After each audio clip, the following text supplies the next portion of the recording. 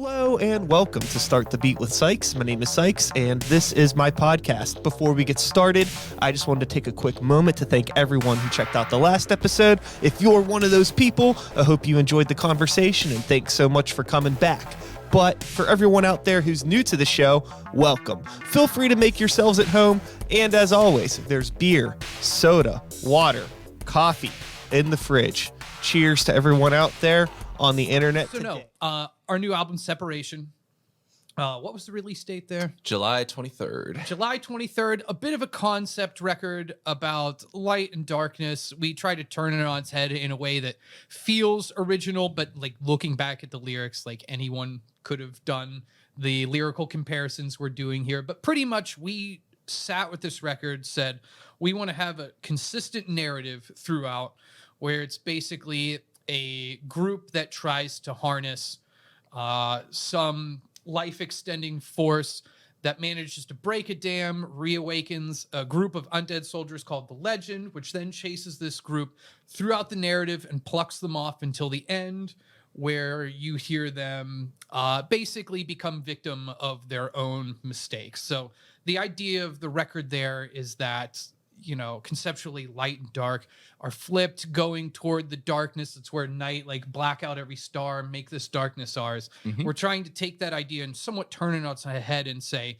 what if you took possession of your mistakes and follies in life and looked at yourself and said, those are good, and sometimes the pursuit of perfection harms others. That's where I was in the mindset. I don't know that we lyrically get there. I get a little sci-fi for it to kind of tie together, but that's essentially the crux of our songwriting process on this record. I could tell you rehearsed this because I think that is probably the clearest that you've ever explained the concept of the record yet. I'm glad you said that because this whole time I was like, holy shit, this sounds dumb. Oh, dude, this is so stupid. Yeah, no, I'm glad you said that.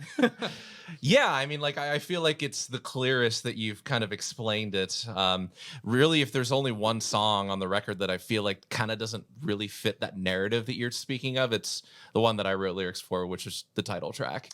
I mean, Separation still works. I guess instrumentally, what we were trying to do on this record was take all of our influences, everything that guides us as a band, and say, can we prove that we can do this? So our EP was a testament, like, can we at least tolerate each other and make 5 songs? Where this record was, can we start to branch out? Can we start to diversify in our sound? Let's take a little bit of doom metal. Let's take some classic thrash. Let's take mellow death. Let's do some acoustic metal and some more ballad-like stuff and let's branch this tree out, find out what sticks. And I think, you know, we haven't started writing anything new, but I think our direction next time is look at the reception we get from this and say, now we have a path forward. Now we have a sound. You know, every great band has a sound. Your Iron Maidens, your Slayers, your Mastodons, they all sound like their own thing. And I think that's what this record, we branched ourselves off like an octopus and said, let's see what we can pick up. Yeah, and there was a lot of different inspirations from this record. I know for the title track, I took a lot of inspiration from like songs from the North era, Swallow the Sun. Yeah. Like I would kind of argue that song in of itself is just a ripoff of like, I'm trying to remember the name of it, From Happiness to Dust. Yeah. Where like the middle section of it, where like the spoken word part is kind of just like a ripoff of that. But then there are other songs on the record, like Virtues, that kind of takes inspiration from like Leveler era, August Burns Red, but with like the kind of like triadic harmonies that you would hear like in a Def Clock record, because I'm a huge fan of Def Clock, and I've always been so inspired to like layer as many different guitar parts as possible, because like most of the metal that we listen to, there isn't a lot of melody in the vocal line. So Brendan's way of getting around that was just layering as many guitar parts as he could on top of each other. Yeah. And I remember like a couple of years ago, just to like kind of test that theory and like really understand that from a grand perspective, was as a solo thing, Cameron helped me film, but I recorded a cover of Deathclock's The Galaxy, which in my opinion has the most guitar layers that you could possibly find in a metal song.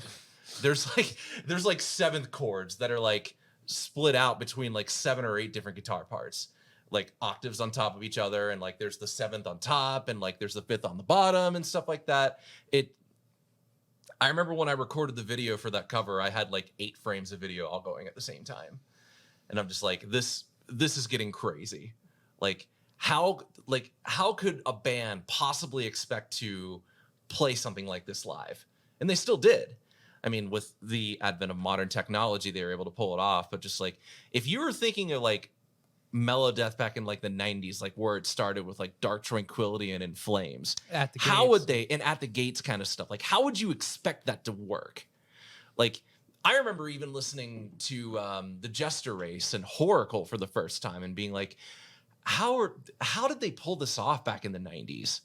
Like, there are so many different layers on top of this, and that's really where and for me as a musician personally, that's where I take a lot of inspiration from. Just trying to make like the biggest sounding production. Sure. as I And so that possibly can. question was the catalyst for this record is, how did they do it back then? How can we do this? So that's really what we were aiming for. Alex, I don't know if you have any thoughts. You really weren't involved until we started playing live. So for that, we're sorry. We'll get you on the next one. For reference, Alex has been in the band for well over 3 years now, but a lot of the writing for Separation was kind of done before he started playing live shows with us.